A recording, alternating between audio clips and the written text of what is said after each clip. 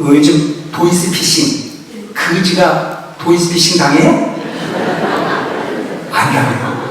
통장에 들어있는 사람이 한 번 잘못하면 날아가는 거죠. 근데 그 허정대비 믿지 말고 착함만 관세음보살 불러 본대리 없으면 그건 영원히 여러분들 거라고 하는 점을 기억하시기 바랍니다. 아시겠죠? 네. 그래서 딴 거 몰라도 절에 와서 기도하는 것은 아깝지 않게 하시는 거예요. 꾸준하게 노력하다 보면 그것이 다 여러분들의 자산이 될 수 있습니다.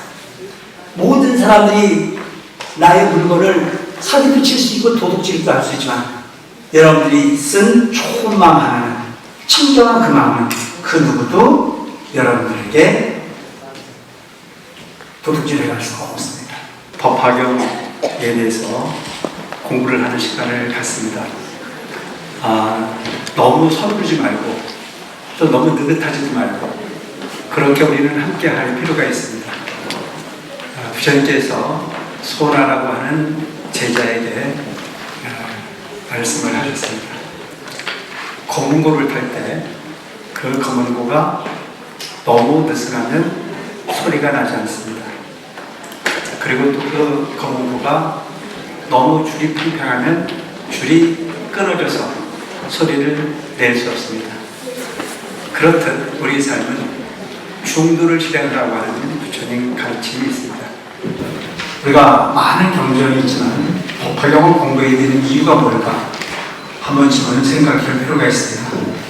법화경이라는 우리 천지 중에 소위 경전입니다. 많은 사람들은 부처님 경전을 공부하고 이 경전이 최고다, 저 경전이 최고다라고 서로 다투는 경우들이 가끔 있습니다. 그런데 부처님 말씀은 어떤 가르침이든 그 가르침이 소중하지 않은 경전은 하나도 없습니다. 저희 부처님 말씀을 뭐라고 표현하냐면 금구성원이다 이렇게 말씀을 하십니다. 금구성원이다. 세 금자, 이구자.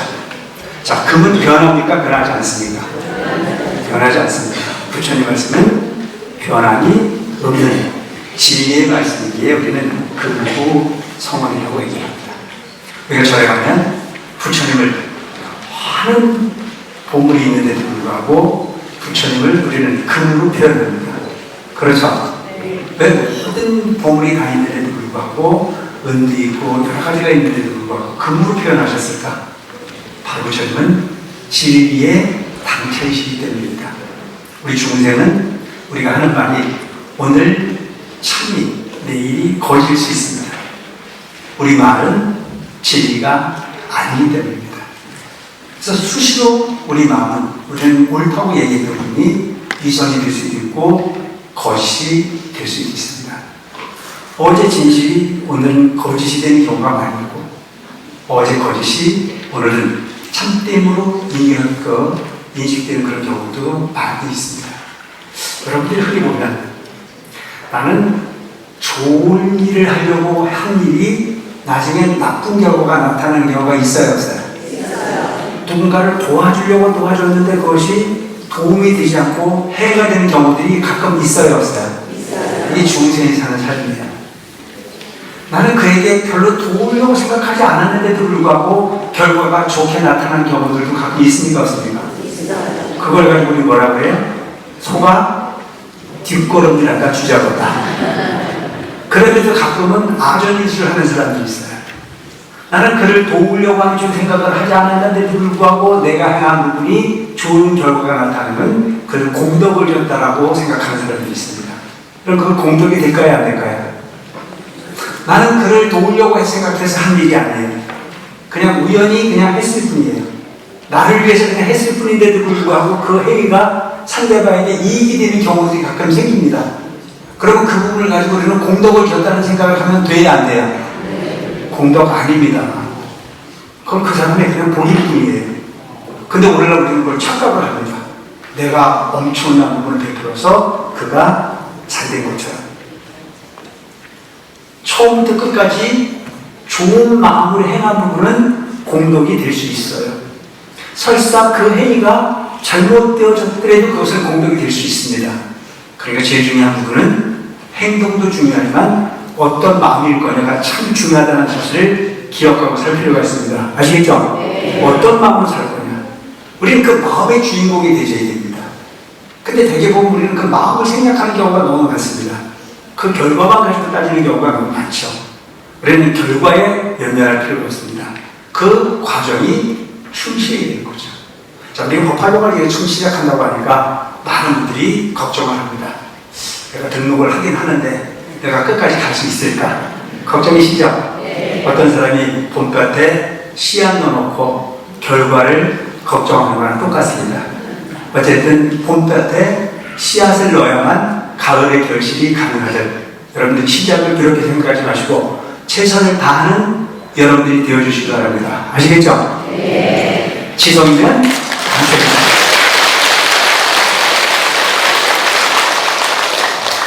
그러니까 우리는 부처님에게 어떤 공부를 하거나 노력하는 부분은 정성을 다하는 거예요. 부처님 우리에게 요구하는 부분이 딴 거 없습니다. 여러분들의 정성을 요구합니다.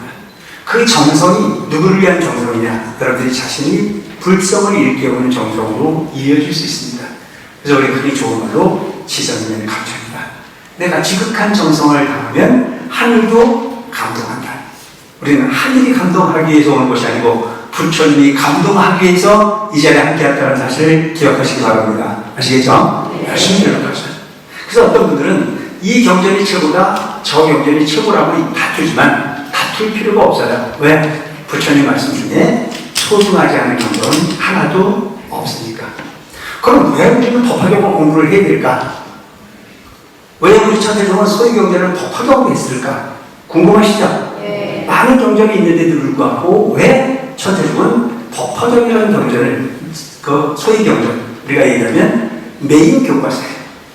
우리가 추구하고 있는 부분이 수행의 장면, 우리가 부처님의 가르침을 실행하는 부분의 방법, 그런 모든 근본 정신을 법화경에 그 근본을 함께하고 있다. 이 법화경이라는 경전은 도대체 어느 정도의 이치에 포함되는 경전입니까? 우리가 법화경 한 구절 한 구절 공부하는 것도 중요하지만 법화경이 차지하고 있는 이치가 어느 정도 되는 부분의 이치에 정하고 있는 경전인지를 알고 공부할 필요가 있지 않겠나 생각합니다.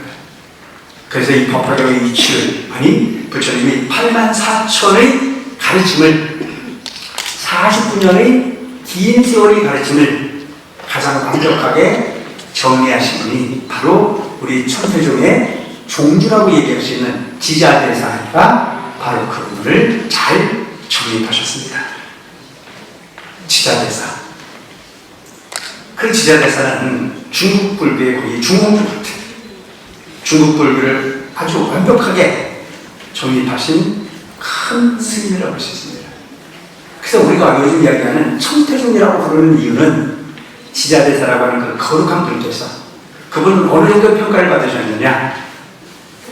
동토 가문의 석가 재현이라 이렇게 표현했습니다. 동토의 문을 열었는데 그분이 서가모니가 재현하신 분이다. 그 동토의 석가모니가 다시 나타났다. 도대체 어떤 분이길래 그런 말씀을 하셨을까? 이 지자대사라고 하는 분이 천태종을 대립하셨는데 그 천태종을 대립한 이유는 지자대사가 머물던 공간이 천태산이었어요. 지금도 그 천태산에는 국청사라고 하는 지자대사에 의해서 만들어진 절이 있고, 또한 지자대사가 수행을 하셨던 수행터가 남아있고, 그곳에서 가장 크게 펼쳐내셨던 부분이 바로 이 법화경을 집대성하시고 가르쳤던 그런 부분이 인연을 가지고 있는 것이 바로 지자대사의 모습이라고 할 수 있습니다. 그럼 지자대사가 왜 동토가문의 석가 재현이라고 하는 평가를 받았을까? 부처님이 가르침은 84,000이 가르친 49년의 긴 세월의 설법이 되셨기 때문에 우리는 흔히 내가 본 경전이 최고라고 다투는 경우들이 가끔 생겼어요. 그래서 우리나라 고려시대에도 마찬가지였고 중국은 그 넓은 중국에서도 마찬가지였습니다. 그래서 여러분들이 흔히 보면 절에 오셔서 여러분들이 제일 먼저 감동을 준 스님이 최고라고 얘기할 수 있잖아요. 그래서 흔히 보면 내가 본 게 제일이라고 서로 다퉈요. 그래서 우리가 서로 다투는 이유는 왜 다툽니까? 내가 옳고 너는 틀렸으니까. 그래 안 그래? 너가 옳다 그러면 싸워야 안 싸워요? 부부지간에 싸우는 것도 왜 싸워요?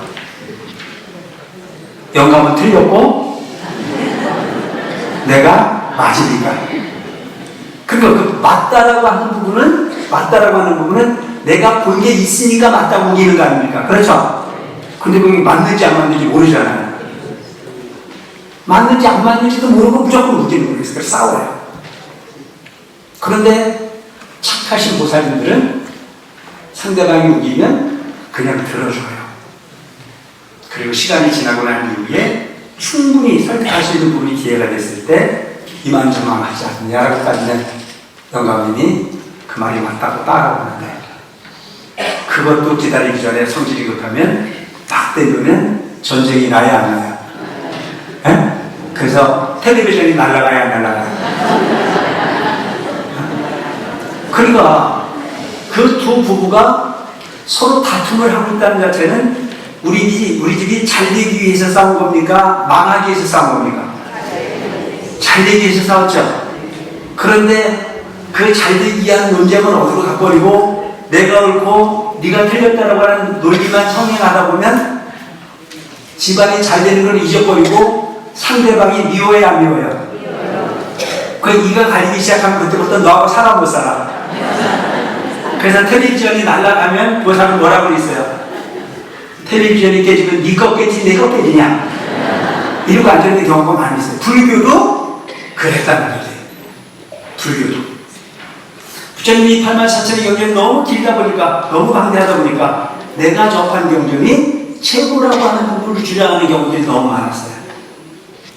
그런데 문제는 이 부분을 처음부터 끝까지 부처님이 일대시교를 완벽하게 이해하신 분이 별로 없으셨어요. 그런데 지제대사는 부처님이 일대를 완벽하게 거의 이해를 하셨기 때문에 부처님이 설법 내용을 잘 정리하셨습니다. 그 지자대사가 부처님이 일대시교를 정리한 내용을 이끌어서 58교라. 5가지 시기에 따라 8가지 가르침으로 분류했다. 그들 그래서 58교라고 합니다. 그럼 50이라고 하는 부분은 어떤 거냐? 첫째, 화엄시. 둘째, 암시. 셋째, 방금시. 넷째, 방야시. 5번째, 법화, 열반시로 구분을 했습니다. 조금 어려워지기 시작하나요? 네. 몰라도 돼요. 그냥 스님이 이야기하면 그럼 가보다 그러면 돼요. 그리고 계속 나와요. 이게 한꺼번에 이게 끝나는 게 아니라 불교가 너무 어렵지 않아요. 쉽게 생각하시기 바랍니다. 알겠죠? 네. 내가 첫날 갔는데 뭐 58교니 뭐니 너무 알아보지 못하는 소리를 하더라. 그냥 딱 얘기하면 그냥 듣고 잊어버렸어요. 왜? 그거 안 잊어버리면 내가 값이 똥값이 되잖아요. 어? 계속 스님 하는 얘기가 신기하게 들려야 내가 비쌀 거 아닙니까? 그렇죠? 나를 좀 비싸게 만들어주시기 바랍니다.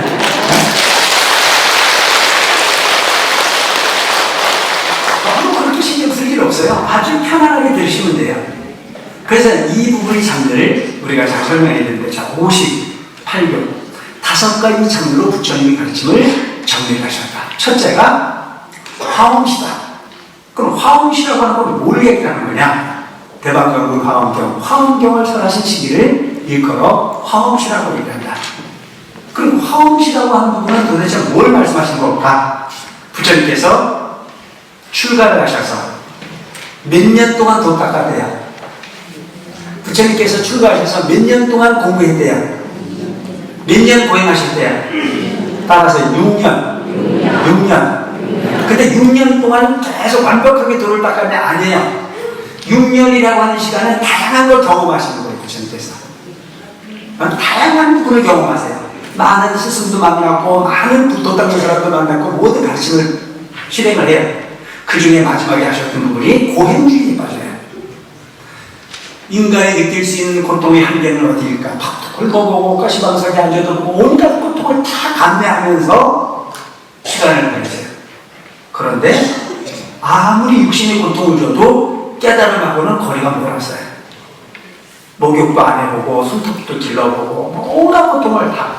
그래서 백가족이 등까지 붙을 정도로 굶어도 보고 온갖 고통을 다 겪어보는 거예요. 그때 그 고행주의에 함께 했던 분들이 교진들을 비롯한 5비구가 있었어요. 이 5비구가 말끔한 고통을 더해서 가는데 나중에 부처님은 그 고통을 통해서 깨달음을 얻을 수 없다는 사실을 아시고 고행주의에서 빠져나옵니다. 미련자라고 하는 강가에 가서 목욕을 하시죠. 그리고 수자타라고 하는 여인이 올린 우유죽, 요즘으로 얘기하면 요구르트를 얻어먹습니다. 그리고 정신을 차려요. 그래서 여러분이 스님들한테 공양을 가장 많이 올리는 게 뭔지 아세요? 우유입니다. 우유, 요구르트. 부처님께서 깨달음을 얻으실 때 얻어먹고 힘을 차렸다고 해가지고 이 부분이 수자타라고 하는 여인이 올린 공양이 대단히 중요합니다. 그래서 부처님께서 깨달음을 얻기 위해서 얻은 공양이 대단히 중요하기 때문에 수자타의 공양이 대단히 중요하고 부처님께 열반에 드실 때 얻어 드셨던 춘다라고 하는 대장자네가 올린 공양이 대단히 중요하게 여겨집니다. 여러분 좀 부처님은 대단한 분이에요. 깨달음을 얻기 위해서 힘을 얻었던 그 우유죽도 큰 공양으로 인식이 되지만 부처님께서 얻어 드시고 열반에 드셨는데 그 공양이 최고의 공양이래요. 그걸 드시고 돌아가셨는데 여러분들 같으면 어때요? 누군가가 뭘 좋은 걸 주고 그걸 먹고 내가 죽었으면 그 사람은 좋은 사람이에요, 나쁜 사람이에요? 이가 갈리죠. 근데 부처님은 춘다가 올린 공양이 최고의 공양인 거예요. 왜? 부처님은 그걸 드셔서 돌아가신 게 아니에요. 돌아가실 때가 돼서 돌아가셨어요. 이걸 일부러 우리가 뭐라 따라서요? 한 명 때가 되면 가는 거예요. 그래서 진리는 오는 것도 진리지만 가는 것도 진리예요. 부처님은 그 진리를 거스르지 않은 분이에요. 근데 여러분들이 원하는 진리는 어떤 건가요? 나한테 손해가 되는 건 진리인가요? 아닌가요? 예? 나한테 손해가 되는 건 진리라고 절대 인정하지 않잖아요. 부처님께서 말씀하신 우리 고통은 생, 노, 병, 사, 애별이고 원증이고 오음성고 거부도고 모든 부분이 다 괴로움의 요소인데 이 부분을 비켜가고 싶어 하세요. 근데 그거 비켜갈 수 있습니까? 좋은 것도 진리고 나쁜 것도 진리라는 점을 꼭 기억하시기 바랍니다. 알겠죠? 네. 좋은 걸 갖기 위해서는 나쁜 게 반드시 함께하게 돼 있어요. 양입니다. 만나면 좋은 거지만 헤어지면 슬픈 거잖아요. 그죠? 그러면 만나기만 하고 헤어지지 않으면 어떻게 될까요? 만나기만 하고 헤어짐이 없으면 어떻게 될까요?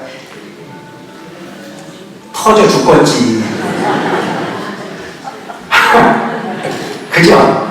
그러니까 우리가 감정적으로 슬플 수 있으나 헤어지는 부분도 진리인 거예요. 이 세상 모든 부분은 그렇게 존재하게 돼 있어요. 그래서 부처님께서는 두 가지 공양이 가장 소중하다고 말씀하셨어요.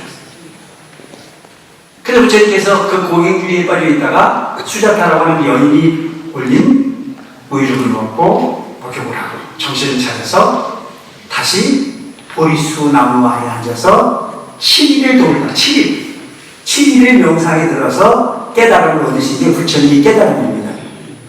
근데 부처님은 그 6년의 세월이라고 하는 부분을 고행주의에 빠져있던 여러 가지 부분을 경험하지만 그런 모든 분들의 시간을 어떻게 활용하셨냐? 일주아부지 경 6년을 하셨다. 한 번 앉아서 6년이라고 하는 시간을 보내는데 그 시간이 한순간 가득 짧았다. 여러분 6년이라는 시간은 긴 세월입니까? 짧은 시간입니까? 근데 그 부처님은 그 6년이라는 긴 시간이 길었대요? 짧았대요? 짧게 느껴졌대요. 그러면 그 6년이라는 시간이 짧게 느껴졌다라고 하는 얘기는 뭘 말하는 걸까요? 우리의 마음에 간절함. 얼마나 깨달음이 간절했으면 그 시간이 그렇게 간절했을까요? 여러분들도 반드시 앞으로는 기도를 하시거나 절에 오실 때는 간절함으로 함께 하시기 바랍니다. 아시겠죠? 네. 부처님에게 배워야 될 부분은 간절함입니다. 되든 말든 이렇게 생각하지 마시고 내가 공부를 정말 열심히 해봐야죠. 저는 성적이 좋은 걸 원하지 않습니다. 그 성적을 만들기 위해서 애쓰는 과정이 더 중요해요. 그래서 앞으로 법학교 공부를 하다 보면 바로 여러분들에게 희망을 이야기합니다. 누구든 다 성공할 수 있다. 공부를 잘하고 못하는 건 중요하지 않다. 정성을 다하는, 감정으로 함께하는 그 부분으로 모든 것을 살 수 있다고 가르치는 것이 법학교입니다. 그래서 부처님은 그렇게 해서 깨달음을 얻으시고 난 이후에 그 깨달음을 얻고 난 이후에 기뻤을까요? 안 기뻤을까요? 그 깨달음이라는 자체는 어떤 거였을까요? 깜깜했던 밤이 환한 낮처럼 밝아지는 것이 깨달음이에요. 아무것도 보지 못했던, 아무것도 알지 못했던 부분이 갑자기 훤해져가지고 우주법계가 다 보여요. 좋았을까요? 안 좋았을까요? 춤이 나왔을까? 안 나왔을까? 춤이 나왔을까? 중생의 업으로 깜깜했던 세상이 눈을 떠서 모든 우주법계가 다 보이듯 알아졌어요. 그걸 일컬어 부처님의 깨달음. 그 깨달음을 얻고 나니까 너무너무 좋았어. 그래서 그 부처님이 깨달음의 세계를 있는 그대로 표현하는 부분이 화엄경입니다. 아시겠죠? 이걸 어떻게 설명하냐면, 좀 쉽게 설명한다면, 여러분 우리 등산하지 않습니까? 등산을 할 때 보면 맨 바닥에 서서 꼭대기를 향해서 가지 않습니까? 근데 맨 꼭대기 올라가기 전에는 사방팔방 보여요, 안 보여요? 안 보이죠? 안 보여요. 맨 바닥에 있는 사람이나 7분음선 간 사람이나 8분음선 간 사람이나 보여지는 부분이 좀 넓어지긴 해도 사방팔방이 다 보이진 않아요. 근데 열심히 올라가가지고 산 꼭대기 정상에 딱 올라가면 모든 부분에 눈 들어온 곳마다 다 보입니까? 안 보입니까? 그 보일 때 기분이 좋아요? 안 좋아요? 그래서 우리가 뭐라 그래요? 올라가자마자 심해? 야호! 부처님께서 6년의 고행 끝에 당신이 원했던 부처님이 되고 난 이후에 부처의 시각으로 부처의 언어를 그냥 가감없이 확 표현했어요. 춤도 췄고 노래도 했어요. 그걸 일컬어서 화엄이라고 얘기합니다. 아시겠죠? 네. 부처님이 깨달음의 세계, 산으로 치면 맨 꼭대기에 올라간 세상, 이걸 일컬어서 화엄시라고 합니다. 화엄시.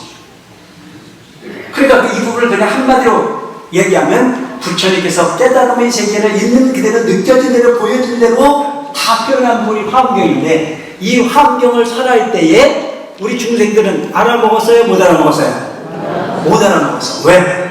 산 꼭대기에 올라간 분이, 먼저 올라간 분이 한 7분음선 저 바닥에 있는 사람들한테 여기 올라와봐라, 이렇게 좋은 세상이 있다고 그러면 그 따라 올라가는 사람들이 보여요? 안 보여요? 느껴? 못 느껴?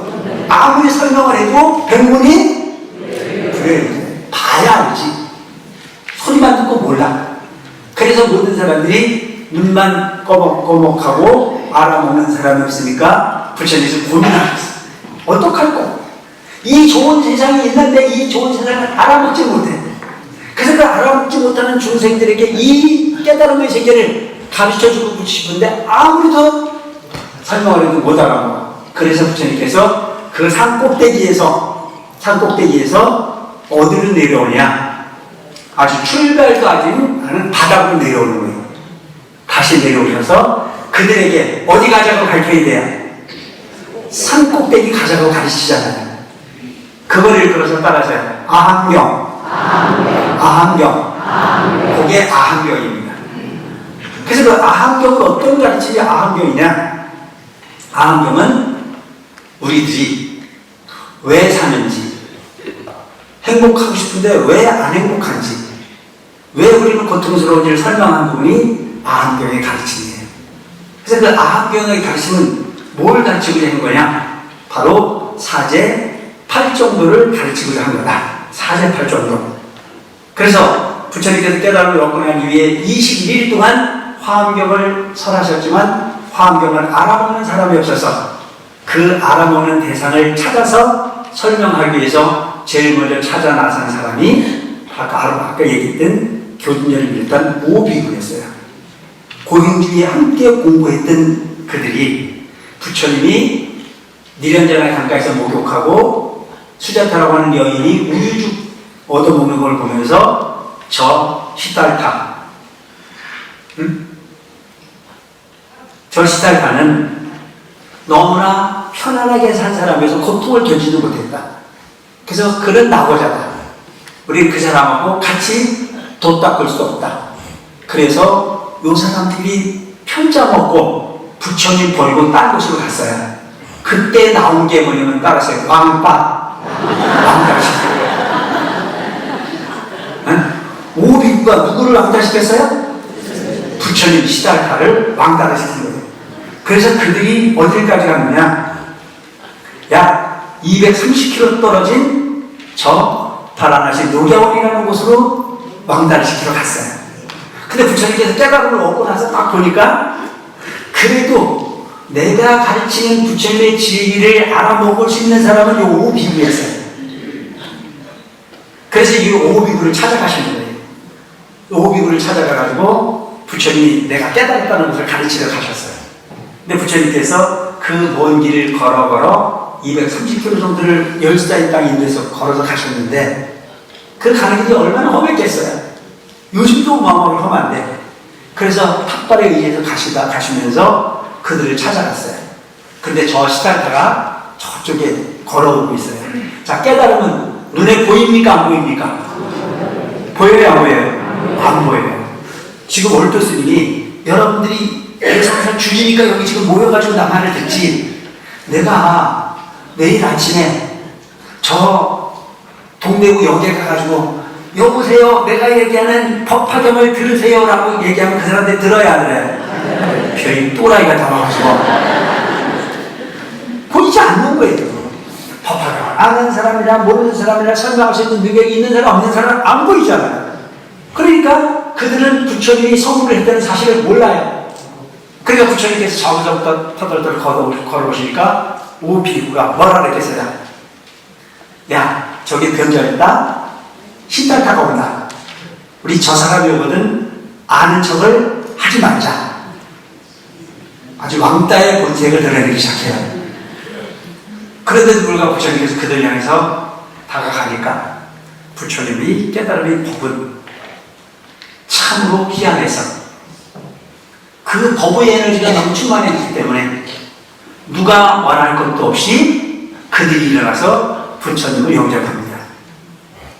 그때 부처님께서 나는 열애다. 나는 부처다. 그렇게 얘기해요. 그리고 그들에게 첫 설법을 시작하는데 그 첫 설법이 사제 8정도였습니다. 그 사제 8정도는 첫째, 고, 진, 멸, 도입니다. 이 세상의 모든 삶은 고통이다. 이 세상의 모든 부분은 고통입니다. 고통 아닌 게 없어요. 어떤 게 고통인가? 나고, 늙고, 병들고, 죽는 게 고통이다. 자, 나는 것 고통입니다. 왜 고통이죠? 여러분, 낳자마자 우리는 고통이 생겨야 안 생겨요? 응? 낳자마자 뭐가 생기죠? 배고픔이 생기잖아요. 낳자마자 공포가 생기잖아요. 낳자마자 두려움이 생기잖아요. 근데 그런 모든 부분을 다 따져보면 낳자마자 가장 큰 걱정이 뭘까요? 기억이 안 나세요? 낳자마자 뭐가 가장 큰 고통이었을까요? 따라하세요. 죽음. 죽기 싫은 고통이. 죽음을 두려워하는 고통이. 그래서 내가 아까 얘기했던 배고픔, 공포, 여러 가지 부분이 바로 죽음에 대한 기록이에요. 그래서 난 모든 존재는 다 죽기 싫어요. 내가 가끔 요 옆에 나가면 날파리가 여기 맹맹 날아다녀요. 그래서 날 내가 너무 귀찮아가지고 싹 잡으려면 이놈이 도망가요. 그래서 물어봤어요. 너 왜 그러냐고. 죽기 싫대요. 아니 내가 생각하는 그 날파리는 한참 생명인데도 불구하고 살고 싶어요. 그럼 그 날파리 생명이나 그 날파리를 귀찮게 여기는 스님이나 생명은 같아요, 달라요? 같아요, 달라? 날파리 입장에서 보면 날파리가 주인공이야. 어? 날파리가 왜 내 앞에 얼씬거렸을까요? 궁금하시죠? 내 눈에 나오는 눈물 받아먹으려고. 습기를 찾는 거예요, 습기를. 삶의 방법이었어요. 저는 그 삶에 최선을 다했을 뿐이지, 그런데 월도 스님은 그걸 잡으려고 해요, 안 잡으려고 해요? 그러니까 그 살기 위해서 저는 그렇게 몸부림쳐 나오구나. 어? 그게 우리 인생인 거예요. 그래서 모두는 나고 나면 죽음에 대한 공포를 함께 해요.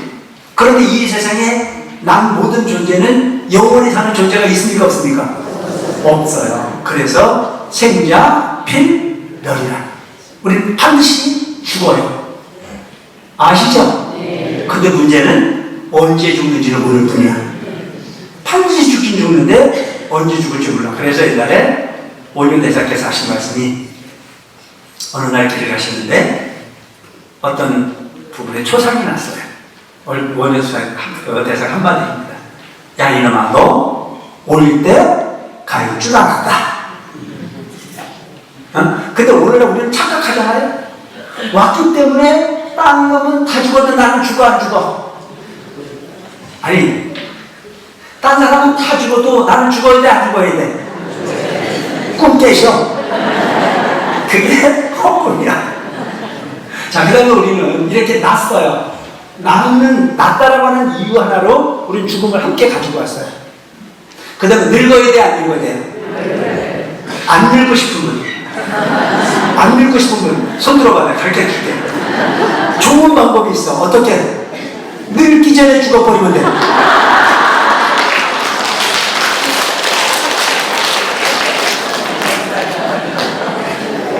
그럼 여러분, 늙는 거는 축복입니다. 그래서 어르신들에게 잘 하시기 바랍니다. 아시겠죠? 그 어르신들이 살아주는 분이 우리에게 큰 가르침이에요. 오래 살고 싶으면 오래 사신 어르신처럼 살면 돼. 그들은 우리에게 어마어마하게 가르쳤어요.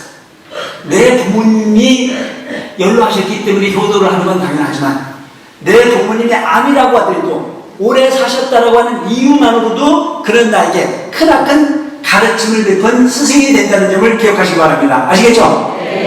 효도합시다.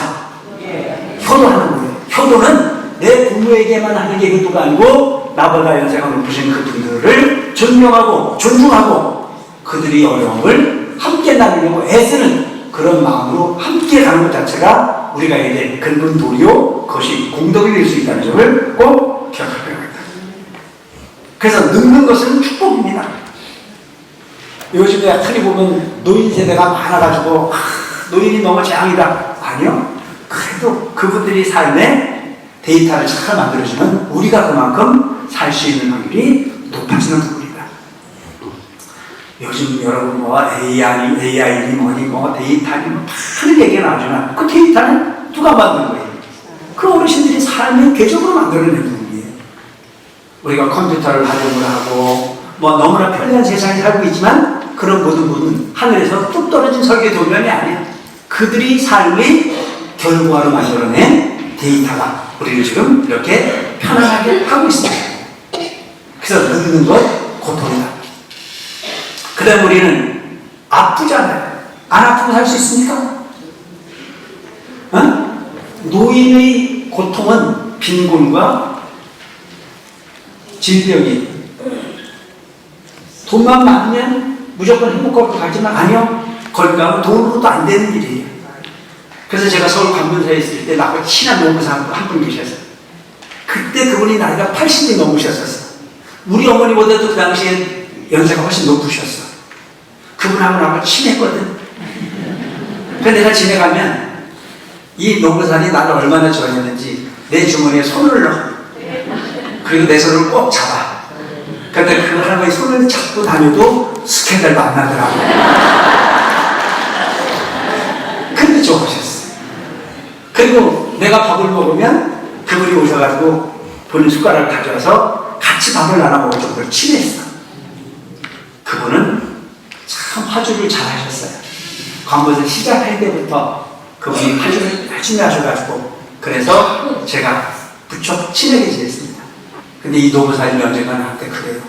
스님,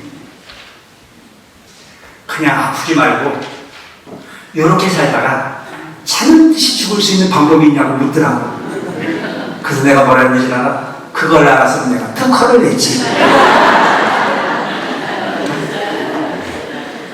이 세상에 아프고 싶어 아픈 사람은 하나도 없어요.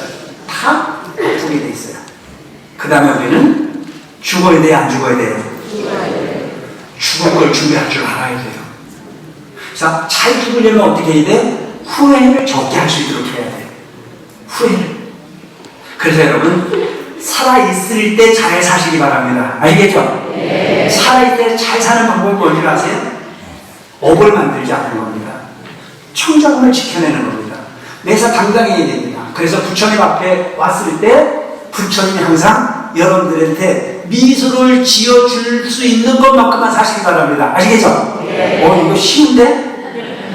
쉬워요? 아니요. 부처님이 여러분들에게 미소를 보낼 만큼만 사세요. 부처님은 여러분들을 바라보는 거울을 가지신 분입니다. 내가 청정하게 계획을 지키고 청정하게 내가 열심히 살려고 노력을 하고 성실하면 부처님이 항상 나에게 은은한 미소를 보내십니다. 근데 내가 하지 말아야 될 짓, 양심에 걸리는 짓, 정말 그야말로 양심에 끼쳐 부끄러움이 있을 때는 부처님께서 항상 여러분들에게 웃음으로 대하지 않으세요. 어떻게 하시던가요? 전혀 기억이 없으셔? 그럴 때 우리는 우리 마음을 고쳐야 됩니다. 그래서 부처님은 불상입니다. 부처님의 모습이 상이에요. 그 모습에 여러분들의 마음이 비춰집니다. 그 부처님께서 여러분들에게 칭찬을 할 수 있는 만큼만 살면 죽음을 두려워하지 않아도 돼. 왜? 그렇게 산 사람은 다음 생에 분명 좋은 데 갔을 테니까. 근데 부처님께서 여러분들에게 항상 화나는 모습으로 인생 잘못 살고 있다라고 말씀하시거든. 빨리 그 생각을 바꾸시고 그 행동을 바꾸시기 바랍니다. 아시겠죠? 네. 빨리 바꾸시면 본전을 찾을 수 있어요. 근데 대개는 뻔뻔한 사람들이 많아요. 절에 오셔서 남 얘기하지 말라는데 틈만 나면 남 얘기하는 사람이 있어요. 남 잘 되는 건 절대 그냥 못 봐요. 배가 아파서. 세속에서도 그러면은 복을 못 받는데 하필이면 절에 와서 그런 마음 가지고 좋은 곳에 가기는 대단히 어려울 거다. 그래서 이와 같이 부처님께서 말씀하신 사제 8정도를 가르쳐서 스스로의 가르침을 실행했던 부분의 과정이 바로 암시다. 그 다음에 부처님께서 설하신 부분이 바로 방등의 가르침, 방등시. 방등시는 뭘 이야기하는 거냐면 바로 대승의 가르침을 설명합니다. 그래서 그 대승의 가르침을 가르치고 난 이후에 그 다음에 설하신 경전이 반야시입니다. 반야시는 재행 무상이다. 이 세상의 모든 부분은 고정불가하다. 공의치를 가르쳤던 부분이 바로 반야시입니다. 그리고 반야시가 끝나고 난 이후에 설하신 경전이 일컬어 법화 10가지다. 법화경을 가르칩니다. 그래서 이 부분을 설명한다면 이렇게 설명을 하세요. 화엄시는 해가 떠서 산 꼭대기를 비친 경전이다. 자, 해가 뜨면 제일 먼저 빛이 드는 곳이 어딥니까? 낮은 곳입니까? 높은 곳입니까? 해맞이 가보셨잖아요. 자, 해맞이 갈 때 어디로 가요? 에? 바다로 가는 것은 걸리는 게 없는 곳으로 가는 거고, 육지에 사는 사람들은 어디로 가? 산 꼭대기로 가잖아요. 그래서 해가 뜨면 산 꼭대기를 제일 먼저 비춰요. 산 꼭대기를. 부처님께서 깨달음을 얻으셔서 가장 먼저 설하신 경전이 화엄경이기 때문에 맨 꼭대기를 비친 가르침이다. 두 번째, 해가 떠가지고 두 번째 비춰지는 곳이 어디입니까?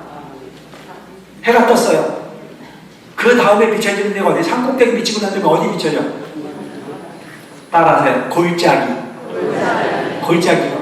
음지가 아니고 양지를 먼저 비춥니다. 양지를. 그래서 양지를 비춰지고 난 다음에 그 다음에 아침 먹을 때 정도 되면 어디를 비춰요? 평지를 비치죠. 평지. 그래서 평지를 비추는 시간을 일컬어서 방등시.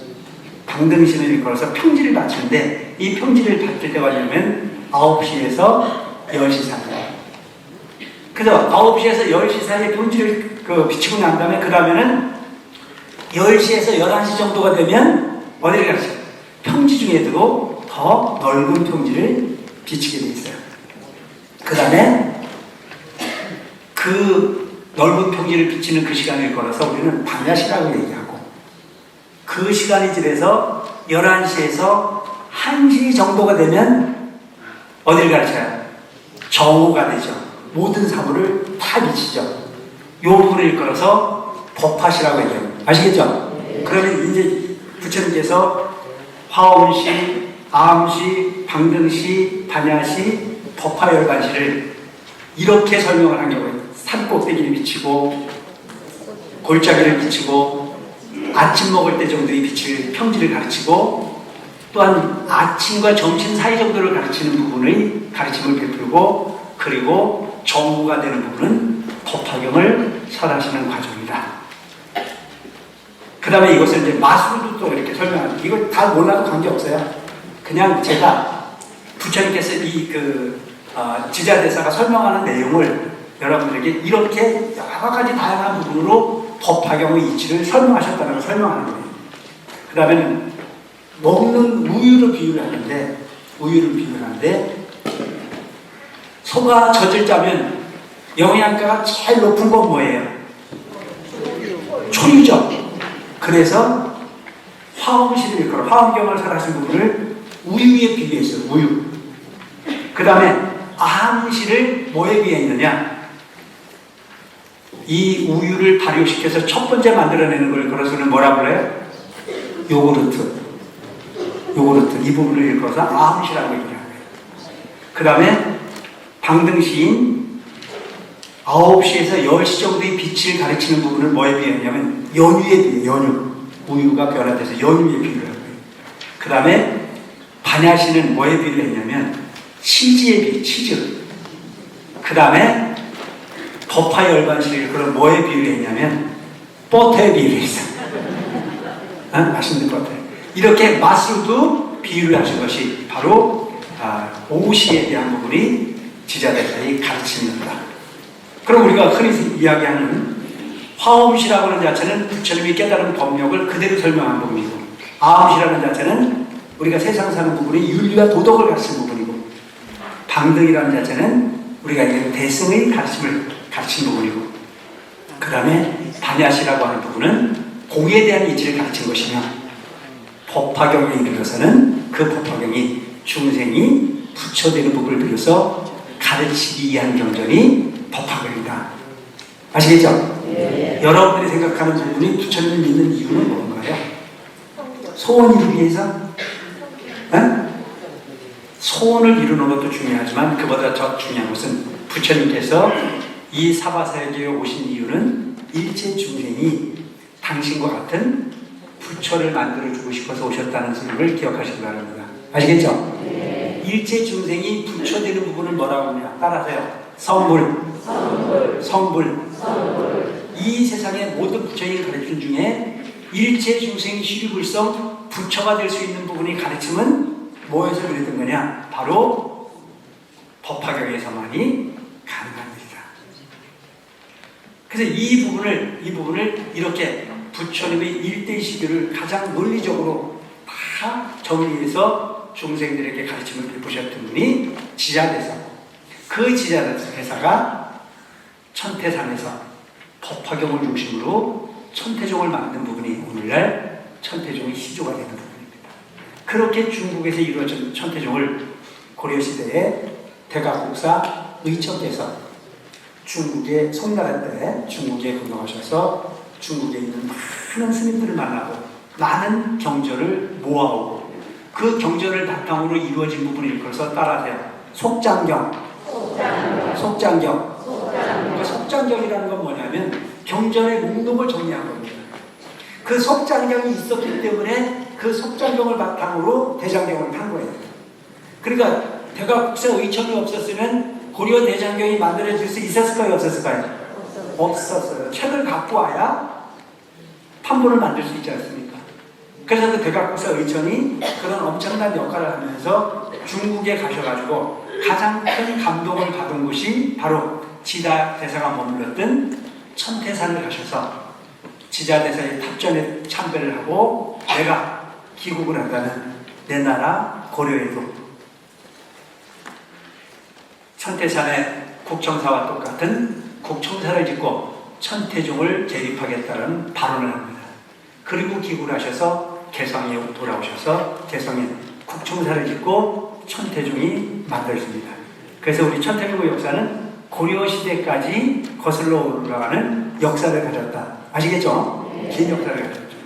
그래서 그 천태종의 교본이 되는 부분은 바로 법화경인데, 그럼 지금부터 법화경이라고 하는 경전이 어떤 경전인지 한번 공부를 하기 시작하는데, 여러분들에게 설명을 드리면 그냥 지금까지도 법화경을 그냥 읽으셨을 겁니다. 근데 어떤 내용인지 알고 있는 거하고 모르고 있는 거하고 차이가 있을까요? 없을까요?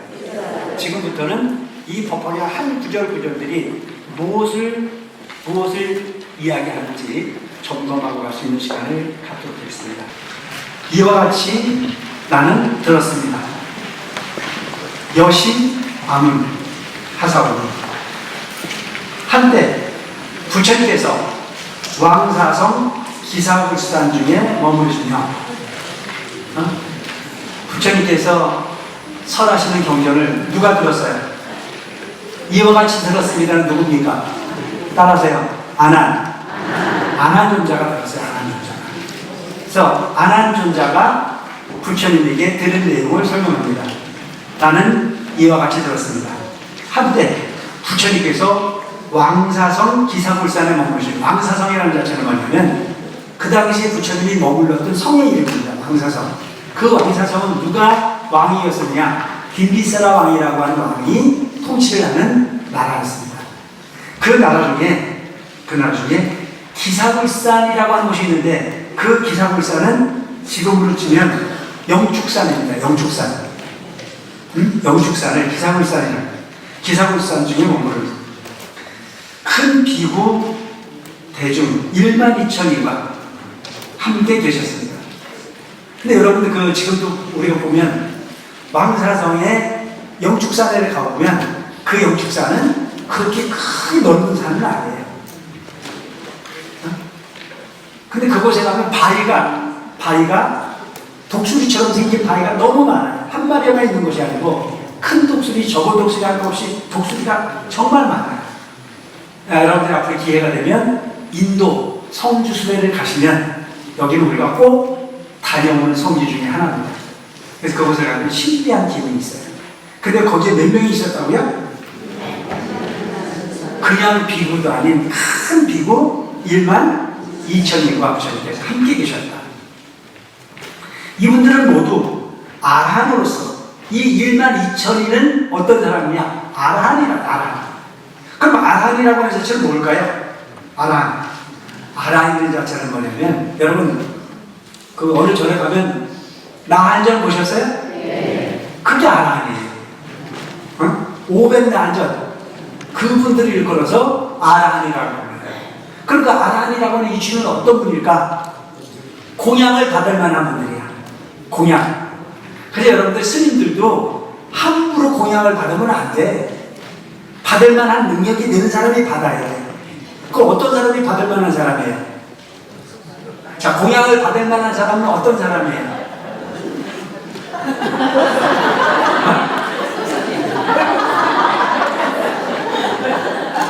나는 아니야. 공양을 받을 만한 사람은 뭐냐면 번뇌로부터 자유로운 사람. 번뇌로부터 자유로운 사람. 내 마음을 마음대로 할 수 있는 사람. 계율이 청정한 사람. 그는 누군가에게 가르침을 주는데 그 가르침에 부족함이 없는 사람. 이게 아라한이에요. 그 아라한이 아무나 아라한이 아니에요. 그래서 내가 여러분들한테 그랬잖아. 난 수준이 아직 멀었으니까 갖고 오지 말라고. 받아 먹을 만한 사람이 받아 먹어야지. 받아 먹을 만한 사람이 아닌데 받아 먹으면 그 뭐가 될까요? 따라하세요. 빛이야. 근데 여러분 주지 않으면 함부로 탐내지 마세요. 그거 좋아하다가 망해. 그건 절대 공짜가 아니야. 내가 받아 먹을 만한 능력이 됐을 때 받아 먹어야 그게 업이 안 돼. 근데 오늘 우리는 보면 주면 좋고 안 주면 되게 섭섭해 하잖아요. 그 습관을 잘 들여야 돼. 나도 옛날에 그랬어. 내가 옛날에 큰 스님 모시고 있었잖아요. 옛날에 이대중 경스님을 내가 모시고 살았는데 나는 이 세상의 백 중에 최고 큰 백이 뭔지 아세요? 문고리 권력이에요. 문고리 권력. 여러분 문고리 권력이라는 얘기 들어보셨죠? 내가 옛날에 큰 스님 문고리 잡고 있었어. 그래서 큰 스님한테 친견하러 오는 사람이 내가 통관시키면 못 가. 내가 힘이 되게 썼었어. 그래 내가 거기 문고리를 쥐고 있으면 전 신도들이 올 때 추석 명절, 설 명절 되면 제일 많이 갖고 오는 게 뭔 줄 아세요? 메리아스 양말이야. 그게 추석 명절, 설 명절 지나면 몇백 장인데 몇백 장. 근데 그거 골라받을 수 없잖아. 근데 그 몇백 장을 받아먹는 재미가 쏠쏠해. 안 받아먹은 사람 말을 하지 말아야 돼. 근데 그게 너무, 근데 얼마나 이 사람 마음이 묘한 건지 아세요? 맨날 가져왔던 사람이 안 가져오면요, 그걸 찍히는 거예요. 내가 그렇게 살다 보니까 어느 순간 나를 쳐다보니까 내가 도둑놈이더라고. 내가 내 능력을 파는 것도 아니고 내가 큰 스님 능력을 내가 이용한 거잖아요. 얼마나 웃긴 놈이에요. 근데 내가 더 나쁜 놈이 뭐냐면 맨날 눈 맞추고 가져왔던 사람이 어쩌다가 안 갖고 오면요, 그건 내가 국물도 없어요. 그 얼마나 더러운 놈입니까? 내가 생각해도 참 치질하고 더러운 놈이더라고요. 어느 날 정신을 딱 차려보니까 내가 중이 된 게 아니고 이무기가 돼 있더라고요. 이거 바꿔야 되겠다. 그래서 내가 정신 차린 거야. 이거 아니다. 근데 여러분, 메리아스를 빨아보면 알지만 참 요즘 메리아스는 빨아도 떨어지도 않아. 양심이 있어야지. 그래도 떨어져야 바꿔 입는데 이게 빨래를 잘못해갖고 누래지긴 해도 떨어지진 않아. 근데 누래졌다고 안 떨어진 것을 버리면 돼, 안 돼? 그것도 양심이 허락을 안 해. 그래서 그거를, 그 누래진 걸 허옇게 만드는 방법이 뭔지 알아? 락스에 담그는 거야. 그 락스에 담궈가지고 그걸 바로바로 입어야지. 그걸 락스에 담아서 허해졌다고 빨아놓은 거를 그냥 보관을 하면 또 누래져. 별거 경험을 나가지. 그래서 그때부터 내가 생각한 게, 이거 받아먹는 재미로부터 자유로워야 되겠다. 경전을 딱 보니까 아라한과를 증득하기 전에는 공양을 받는 부분을 당연시하지 마라. 능력이 없으면 함부로 하는 거야. 그래서 아라한과 정도를 얻어야 중생으로부터 공양을 받아도 뭘 줘야 돼요? 받은 것만큼 돌려줄 수 있는 능력이 있어야 받습니다. 아시겠죠? 네. 받은 것만큼 돌려줄 수 있는, 가르침을 줄 수 있는 능력이 돼야 되는 거지. 그런 능력도 없이 받아먹기만 하면 그건 없네요.